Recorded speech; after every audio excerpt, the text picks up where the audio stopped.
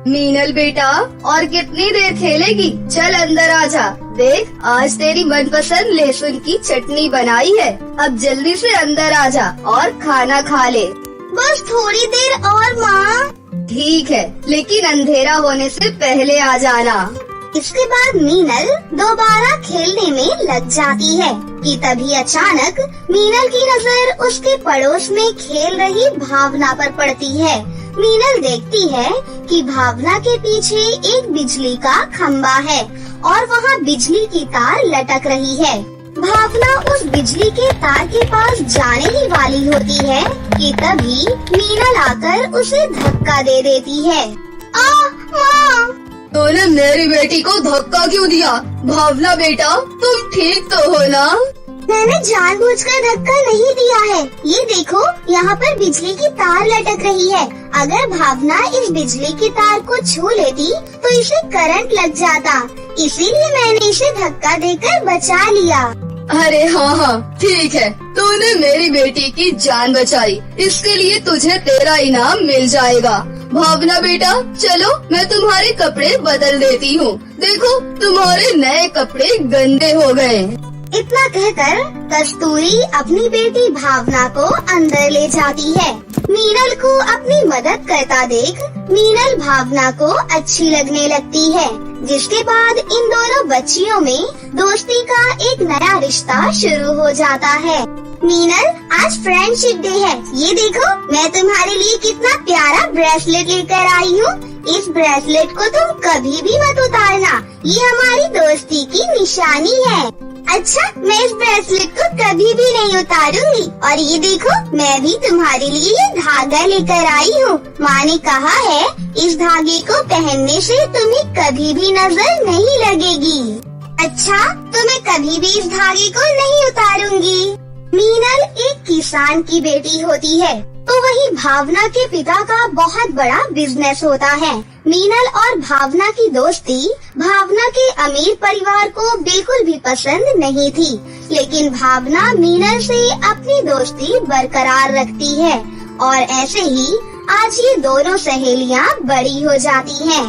अरे भावना बेटा, तुम यहाँ, वो भी इतनी सुबह सुबह? आंटी, आज माँ ने नाश्ते में फिर से वही सैंडविच बनाया था और आप तो जानती है ना कि मुझे सैंडविच बिल्कुल भी पसंद नहीं है।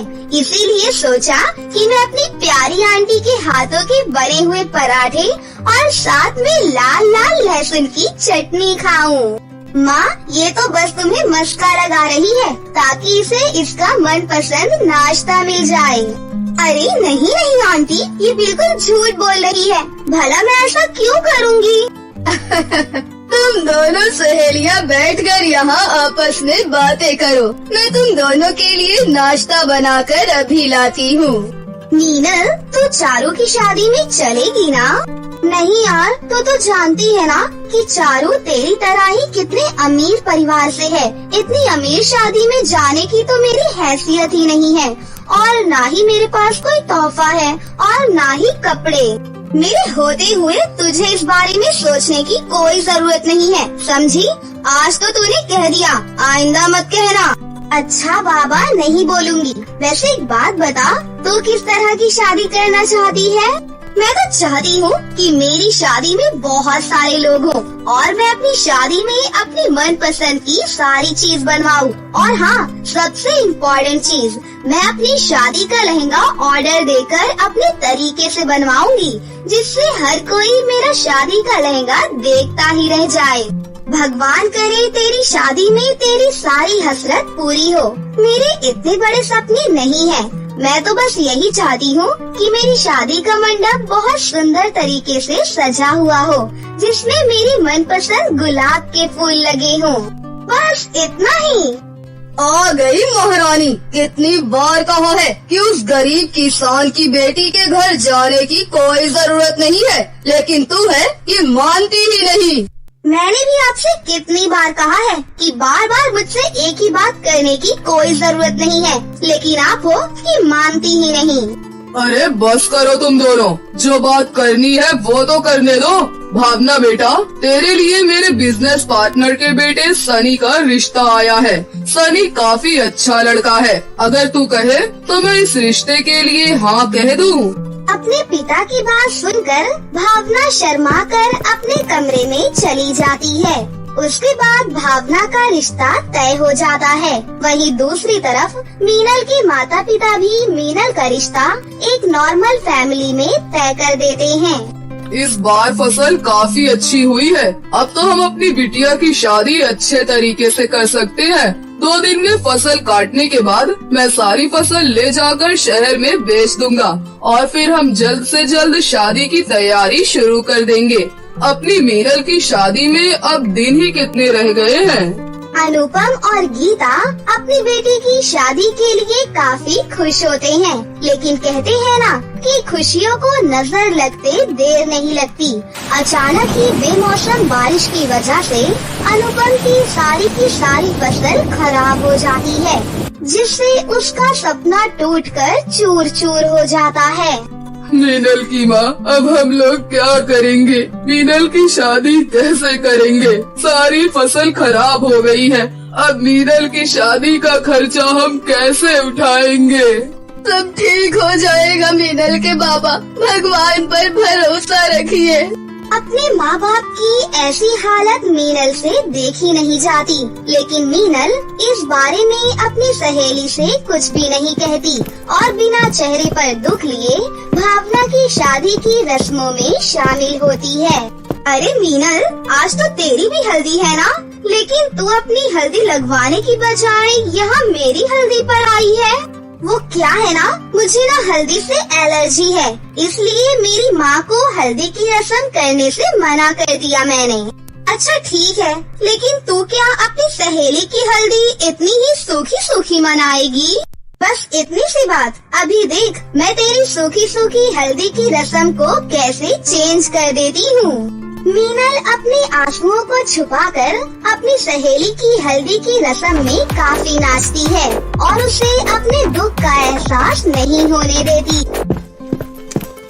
मीनल बेटा, तू आ गई। बेटा, हमें माफ कर दे। हमने भी सोचा था कि तेरी शादी की सारी रस्में धूमधाम से करेंगे, लेकिन माँ मैं खुश हूँ। मैंने तेरे लिए ये हल्दी का लेप बनाया था। बैठ, मैं ही तुझे अपने हाथों से हल्दी लगाकर ये हल्दी की रस्म को पूरी करती हूँ। जिसके बाद गीता आंखों में आंसू लिए अपनी बेटी मीनल को हल्दी लगाती है। ऐसे ही दिन गुजरते हैं। अरे तेरी मेहंदी तो काफी सुंदर लग रही है। हाँ, लेकिन तूने अब तक मेहंदी क्यों नहीं लगवाई? तुझे तो मेहंदी लगाना बहुत पसंद है ना? वो क्या है ना, मैंने सोचा कि मैं मेहंदी की रस्म रात को करूँगी। चल अब मैं चलती हूँ, वो शादी की तैयारी भी तो करनी है ना। भावना को अब मीनल पर शक होने लगा था, जिसके चलते वो मीनल का पीछा करती है और उसके घर आती है, जहाँ वो देखती है अब हम लोग क्या करें? शादी को सिर्फ 1 दिन है, कल बारात आने वाली है। बारातियों के सामने तो हमारी नाक ही कट जाएगी। हे भगवान, कुछ चमत्कार दिखा ताकि मैं अपनी बेटी की शादी ठीक से करवा सकूं। बाबा रोना बंद करिए, अगर आप ऐसे रोएंगे तो मेरा क्या होगा? मीनल और उसके परिवार वालों की ये हालत देख भावना सब कुछ समझ जाती है, जिसके बाद भावना वहाँ से चुपके से निकलकर अपने घर वापस आ जाती है। भावना बेटा, तू ये क्या कह रही है? हम ऐसा नहीं कर सकते। उस गरीब की शादी ही हम तेरे मंडप में करवाएंगे क्या? भूलिए मत, अगर बचपन में मीनल उस बिजली की तार से मुझे दूर नहीं करती तो शायद आज मैं आप लोगों के साथ ना होती। मीनल की वजह से ही मेरी जान बच पाई है। भावना की बात सुन कस्तूरी और मनोज शर्म से अपना सर झुका देते हैं, जिसके बाद वो भावना की बात मान जाते हैं। अगले दिन भावना जल्दी से अपनी शादी के लिए तैयार होती है और मीनल के पास चली जाती है। भावना, तू यहाँ? इस शादी के जोड़े में तो तू काफी सुंदर लग रही है। हाँ, ये मेरी माँ का जो है। चल मेरे साथ। लेकिन कहाँ? तू चल तो सही। भावना मीनल का हाथ पकड़ती है और उसे अपने मंडप की तरफ ले जाती है। तुम मुझे यहाँ क्यों ले आई? तुझे तेरा शादी का मंडप पूरा गुलाब के फूलों से सजा हुआ चाहिए था ना? देख, मैंने ये पूरा मंडप गुलाब के फूलों से सजवाया है। मैंने कल तेरी और अंकल की सारी बातें सुन ली थी। मुझे बहुत बुरा लगा कि तूने मुझसे इतनी बड़ी बात छुपाई। मैं तुझे परेशान नहीं करना चाहती थी, इसीलिए मैंने तुझसे ये सब छुपाया। लेकिन आखिरकार मुझे सब कुछ पता चल गया, इसलिए आज तेरी शादी इस मंडप में होगी। क्या? हाँ, मेरे माता पिता भी यही चाहती हैं कि तेरी शादी इस मंडप में हो। भावना की बात सुन मीनल को यकीन नहीं होता।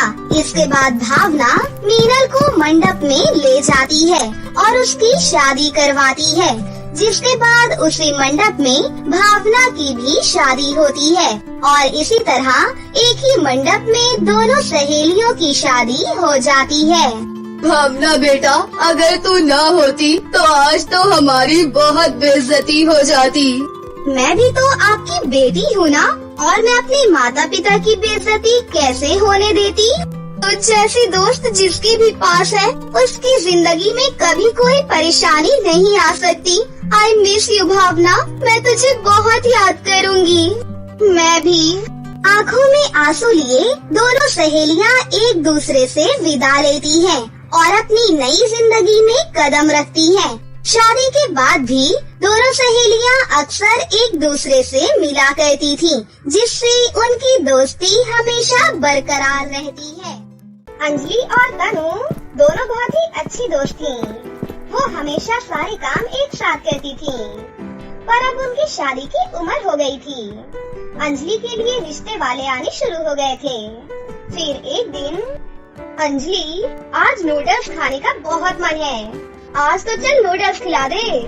हाँ हाँ, क्यों नहीं, चल आज नूडल्स खा के आते हैं। अंजलि और तनु बाजार की तरफ नूडल्स खाने के लिए चल पड़ती हैं। नूडल्स खाते खाते अंजलि तनु को बोलती है, मुझे कल लड़के वाले देखने आ रहे हैं तनु। ओए होए अंजलि, तुझे और लड़के वाले देखने आने वाले हैं? लड़का भी आ रहा है क्या? हाँ, फिर तो मजा ही आ जाएगा। देखना पड़ेगा आखिर वो क्या चीज है जो तुझे पसंद करेगा। अगले दिन अजय नाम का एक लड़का अंजलि को देखने आता है। अजय अंजलि की सादगी पर फिदा हो जाता है और शादी के लिए फौरन हाँ कर देता है। अजय के माता पिता जल्द से जल्द शादी करने के लिए उसके माँ बाप से कहते हैं। दोनों परिवार बहुत खुश होते हैं। अगले दिन अंजलि तनु के यहाँ मिठाई लेकर जाती है। ये ले तनु, मिठाई खा, मेरा रिश्ता पक्का हो गया, अगले महीने शादी है मेरी। क्या कहा अंजलि? अगले महीने शादी? अभी तो बहुत सारा काम है मुझे। नई ड्रेस लेनी है, मेहंदी वाले को बुक करना है, अरे ब्यूटी पार्लर भी तो जाना है। अरे अरे रुक तो सही, शादी मेरी है और तैयारी तेरी है। पहले मेरी शादी की तो शॉपिंग करा दे। ये भी कोई कहने वाली बात है क्या? तेरी शादी की सारी शॉपिंग मैं ही करूँगी और तेरी शादी में पहले ही बता देती हूँ कि भरे भरे हाथों वाली मेहंदी लगवाऊंगी मैं। उससे पहले तुझे मुझे मेहंदी लगानी होगी, समझ गई? तुझसे लगवाऊंगी, नहीं तो नहीं लगवाऊंगी। ठीक है बाबा, मेहंदी मैं ही लगाऊंगी। ये सब तो ठीक है, पर तुम शादी करके तो मुझसे दूर हो जाओगी ना। मैं कैसे रहूंगी तेरे बिना? तुम चिंता क्यों कर रही हो? जब भी मन करे आ जाना मुझसे मिलने, मैं इसी शहर में रहूंगी। अंजलि और तनु जोर जोर से हंसने लगती हैं और फिर अंजलि अपनी शादी की तैयारियों में मशगूल हो जाती है। एक दिन तनु कॉलेज से वापस आ रही थी, तभी कुछ लड़के उससे बदतमीजी करने लगते हैं। कहाँ चली छम्मक छल्लो? तुम्हारे घर में माँ बहन नहीं है क्या? माँ बहन तो है, पर बीवी नहीं है। तो क्या तुम मेरी बीवी बनोगी? हाँ, शक्ल देखिए कभी आईने में। शक्ल तो आईने में रोज देखता हूँ, पर तेरी शक्ल नजर नहीं आती मुझे उसमें। तनु से बदतमीजी करते हुए तनु गुस्से में आकर उसे एक थप्पड़ मार देती है।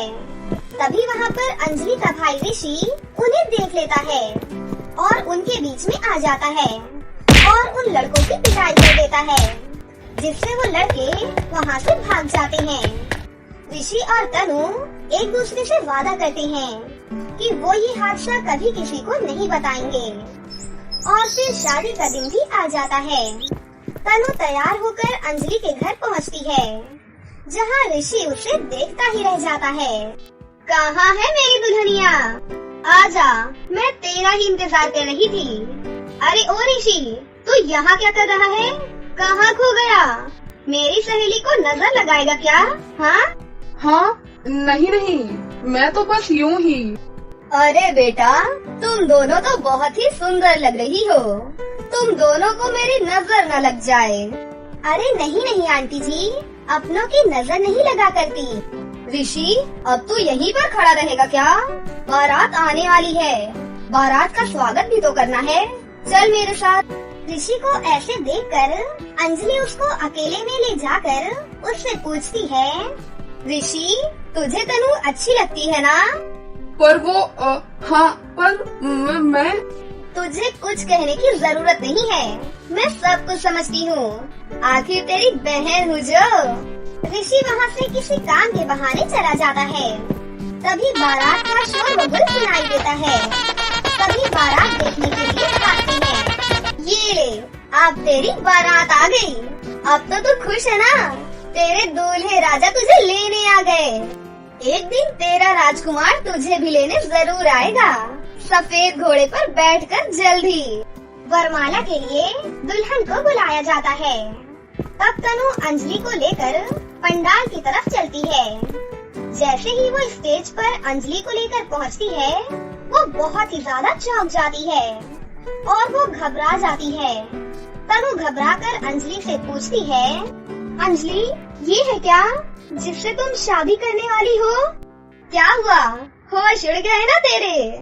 सच में होश उड़ गए अब तो मेरे, लेकिन अब तेरे होश उड़ाने की बारी है।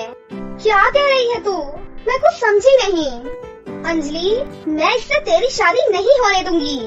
क्या बकवास करे जा रही है तू? मैं वरमाला डालने जा रही हूँ और तू कह रही है कि मैं इससे शादी ना करूँ? आखिर बात क्या है? बात ये है कि ये लड़का एक नंबर का छिछोरा और बदतमीज और गुंडा किस्म का लड़का है। इससे शादी करके तेरी जिंदगी बर्बाद हो जाएगी और मैं तेरी जिंदगी बर्बाद होते हुए नहीं देख सकती। शोरगुल सुनकर अंजलि के माता पिता भी वहाँ पर आ जाते हैं। तभी तनु सभी मेहमानों के सामने कहती है, ये लड़का एक नंबर का आवारा है। तनु जानती भी है क्या कह रही है और किस पर इल्जाम लगा रही है? मैं जानती हूँ अंकल जी, इस समय ये करना बहुत गलत है, लेकिन अगर मैं चुप रही तो मेरी सबसे प्यारी दोस्त अंजलि की जिंदगी अंगारों से भर जाएगी और मैं ये नहीं देख सकती। आज अंजलि की शादी है और आज के दिन तू ऐसी बातें कर रही है। मैं तुझ पर कितना विश्वास करता हूँ। विश्वास करते हो ना अंकल जी, तो मेरी बात मान लो, क्योंकि कुछ समय पहले ही इसने मेरे साथ बदतमीजी करने की कोशिश की थी और मैंने इसके जवाब में इसको एक जोरदार थप्पड़ भी मारा था। क्या ये सच है अजय? हाँ, सच है कि मैं इसी के कॉलेज में पढ़ता हूँ, पर ये भी सच है कि ये मुझसे शादी करना चाहती थी और मैं सिर्फ अंजलि को पसंद करता हूँ। ये मेरे बेवजह गले पड़ रही है। अंजलि, तुम इसकी बातों पर विश्वास मत करना, ये झूठ बोल रहा है। मैं प्यार नहीं करती, ये एक नंबर का गुंडा है। जब तेरी दाल मुझसे नहीं गली तो तूने अब ये ड्रामा करना शुरू कर दिया। यहाँ पर मेरी सिर्फ अंजलि है और मैं इसी से शादी करूँगा। मेरे जीते जी तो अजय तेरा सपना पूरा नहीं होने दूंगी मैं, इसीलिए तू अंजलि से शादी करने के लिए मना कर दे। सभी अंजलि के फैसले को सुनना चाहते थे। सभी की निगाहें अंजलि की तरफ लगी हुई थी कि तभी अजय बोलता है, ये लड़की हमारी बनी बनाई शादी को बिगाड़ रही है। इसको यहाँ पर होना ही नहीं चाहिए। इसको अभी मंडप से बाहर निकाल देता हूँ। तू होता कौन है मुझे मंडप से बाहर निकालने वाला? तेरी औकात ही क्या है? तेरी औकात तो अब मैं सबके सामने ला कर रहूँगी। अजय तनु के ऊपर हाथ उठाने ही वाला होता है कि तभी ऋषि उसका हाथ पकड़कर पीछे की ओर उसे धक्का दे देता है। अंजलि, मैं तो बस तुमसे शादी करने की जल्दी में था। जो ये लड़की हमारी शादी को बर्बाद कर रही थी, इसीलिए मैं उसको यहाँ से निकालना चाहता था। बहन, तनु सही कह रही है। ये बहुत ही बदतमीज लड़का है। हमारे ही कॉलेज में पढ़ता है और इसने तनु से बदतमीजी करने की कोशिश की थी। तभी मैंने तनु को बचाया था, पर मुझे नहीं पता था कि ये लड़का तुम्हारे लिए देखा गया है। मैं यहाँ से शहर गया हुआ था। उस वक्त अगर मुझे पता होता कि अजय से तुम्हारी शादी हो रही है, तो मैं ये रिश्ता कभी नहीं होने देता। आप सब मेरा फैसला सुनना चाहते हैं ना? मेरा फैसला ये है कि मैं ऐसे इंसान से शादी नहीं कर सकती जो औरत की इज्जत करना ना जानता हो और जो औरत पर हाथ उठाए। आज जरा सी गलती पर एक अनजान लड़की पर इसका हाथ उठ गया। कल को मैं इसके साथ रहूंगी तो ना जाने मेरे साथ क्या करेगा। और मेरी सहेली कभी झूठ नहीं बोलती, खास तौर से मेरे लिए। वो हमेशा मेरा भला ही चाहती है। वो मेरे लिए कभी कोई गलत फैसला नहीं ले सकती। अंजलि, तुम जानती हो तुम क्या कर रही हो? बारात वापस चली जाएगी। मुझे इस बात से कोई फर्क नहीं पड़ता। बेटा, बारात घर से वापस जाएगी, ये अच्छी बात नहीं होगी। अब कौन करेगा तुझसे शादी? मैं करूँगा। अंकल जी, मैं अंजलि से बहुत प्यार करता हूँ, पर कभी कह नहीं पाया। अगर आपको एतराज न हो तो मैं अंजलि को अपनी बीवी बनाना चाहता हूँ। अरे, तुम तो मेरे दोस्त के बेटे राहुल हो। हाँ रमेश, मुझे अपनी बेटी मेरे घर के लिए दे दो। उसके बाद बारात वापस चली जाती है।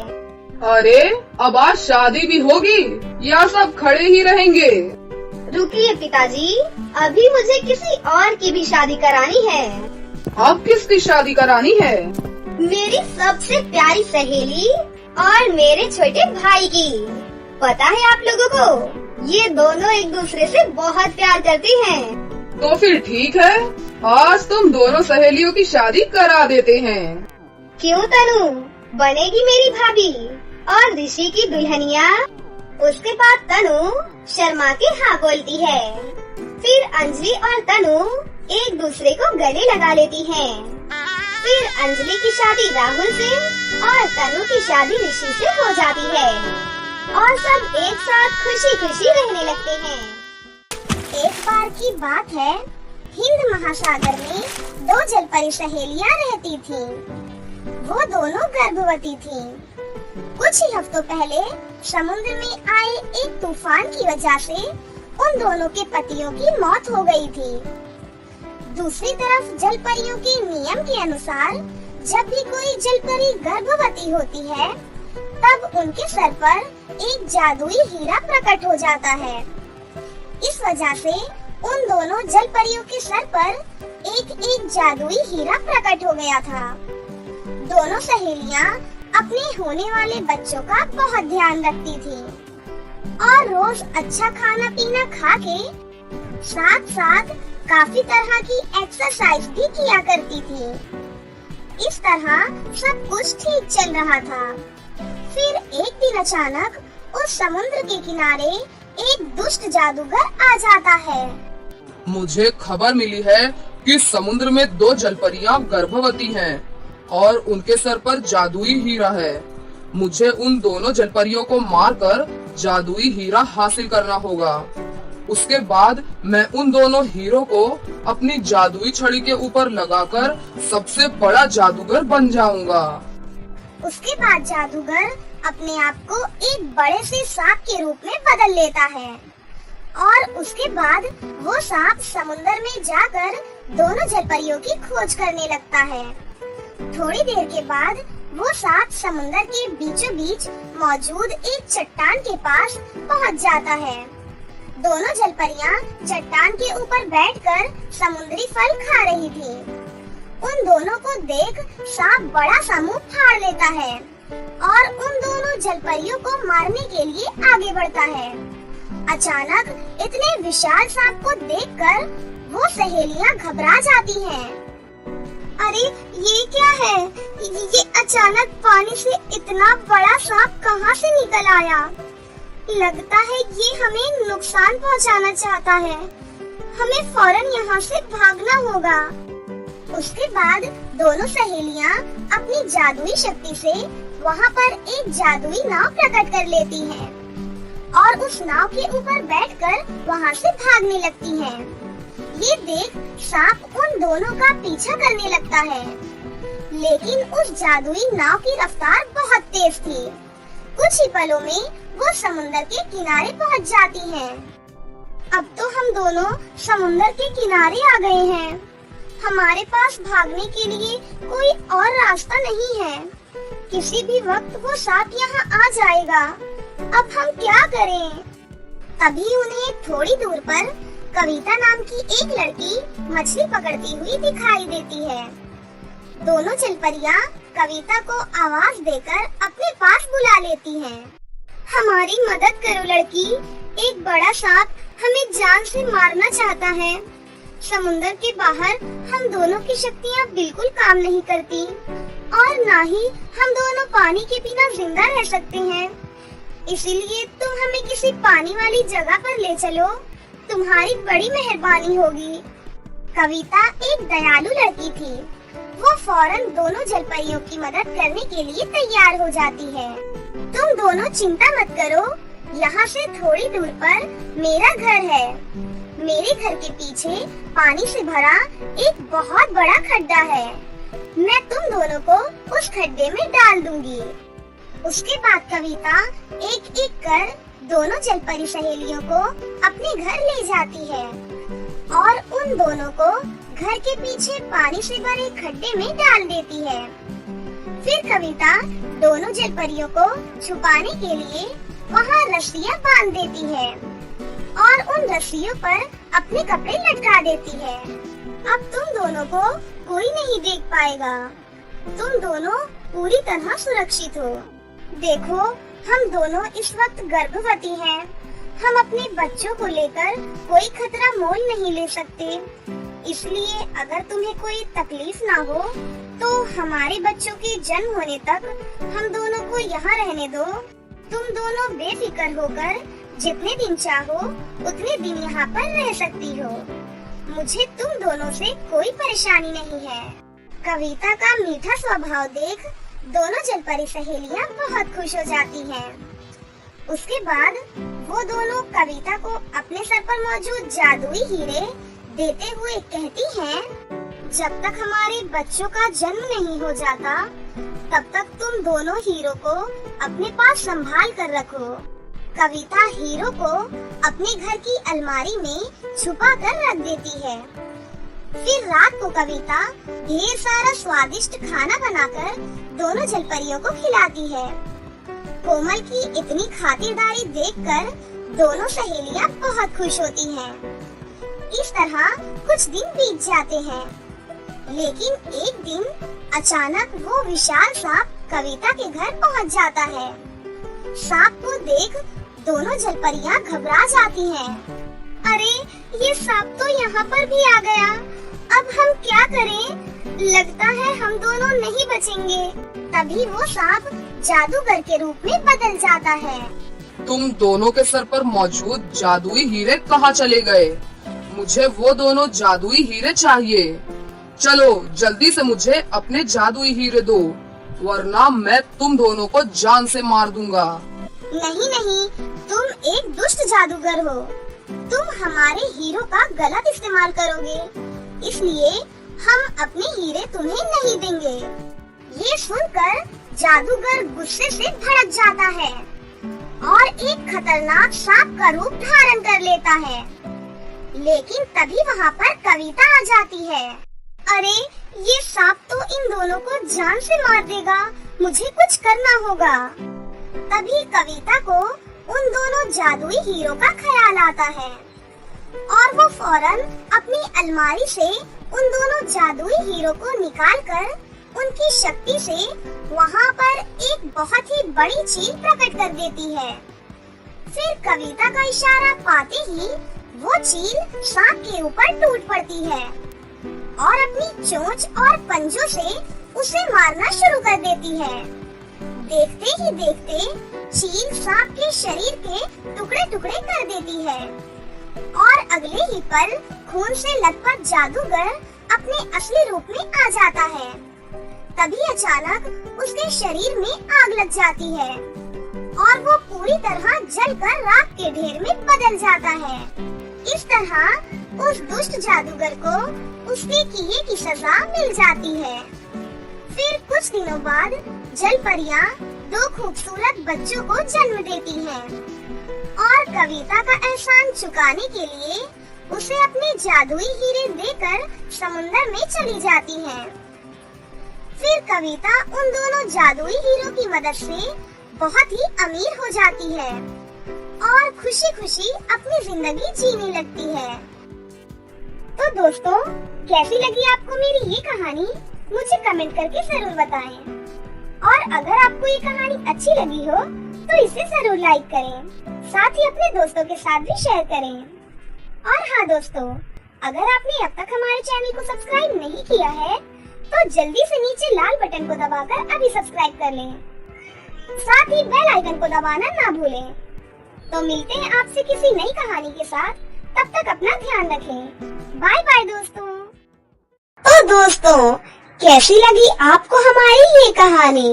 अगर आपको हमारी कहानी अच्छी लगी हो तो इसे जरूर लाइक करें, साथ ही हमारे चैनल को सब्सक्राइब भी कर लें और बेल आइकन को दबाना ना भूलें। मिलते हैं अगली वीडियो में। धन्यवाद।